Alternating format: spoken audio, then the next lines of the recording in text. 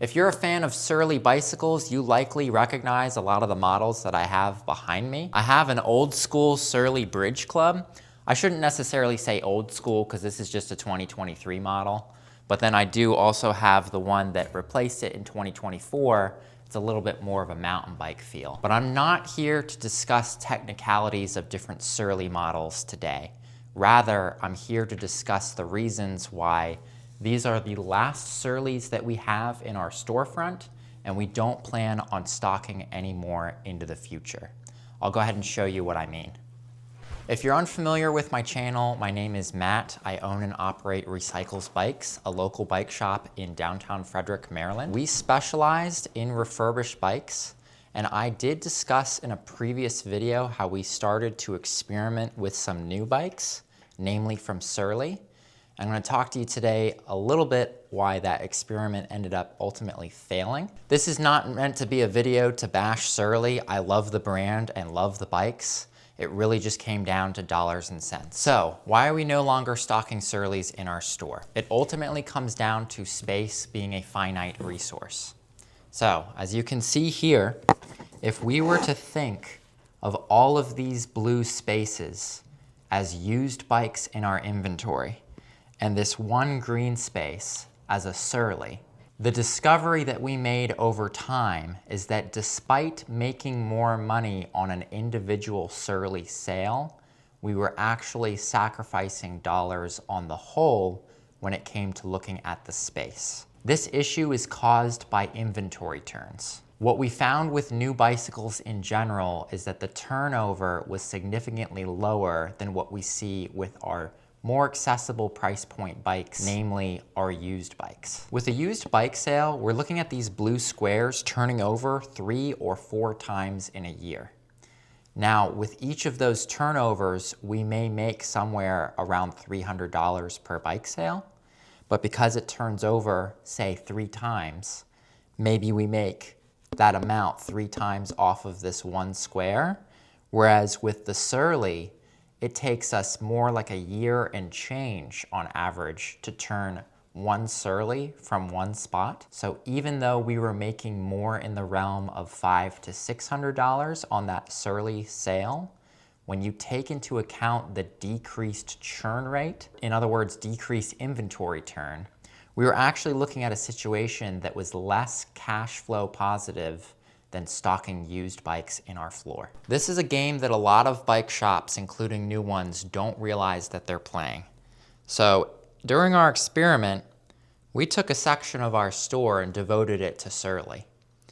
And what we found is that overall, our inventory turn rate, which usually hovers at about 3.5 and is a key performance indicator that I do track on a yearly basis, actually ended up lowering a bit. When I dug a little bit deeper, I did find that it was as a result of the Surlys. On average, each of our used bikes turned over between 3 and 4 times, whereas the Surlys turned over slightly less than 1. Because of this, we are now phasing out having Surlys in stock in our store, and we actually have them currently on clearance. And once they're all gone, we'll go ahead and replace these areas in our shop with our bread and butter, our used bike inventory. By the way, just a really quick note, if you're interested in drilling down further and figuring out how to either start or optimize your current bike business, we do have a tremendous amount of value behind our memberships. We're really proud of what we've packed in to something that we can essentially make available at a really accessible price point. It's essentially all of my hard-earned lessons over these past 10 years in business. You can check out the links below. Now, I always fight for the used bike model being superior to the new one, but I have to say that even this example did open my eyes to one of the key issues when it comes to stocking only new inventory. Over time, margins on bike products have become squeezed, and it turns out when your margins get squeezed, you rely even more heavily on fast turnover of your inventory in order to remain profitable. Now, if the margins on those Surly sales were high enough, or at least comparable to our used inventory, it may have been the case that it would have remained beneficial for us to keep some of these bikes on our floor.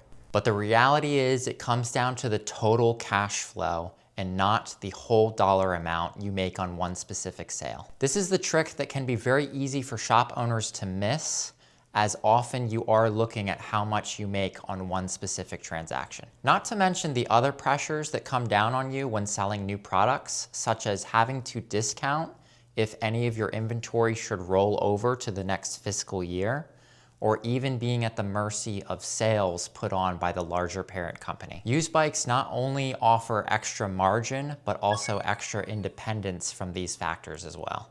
So while I love Surly as a brand and I'll continue to rep their bikes and happily help somebody as a non-stocking dealer, we have found that it's a disadvantage to us to stock their inventory in our store when comparing the benefits to using that space for used inventory. This experiment really opened my eyes as to the importance and relationship between margin and inventory turns. And it does make me curious to some of the shops out there that do focus on the higher dollar items.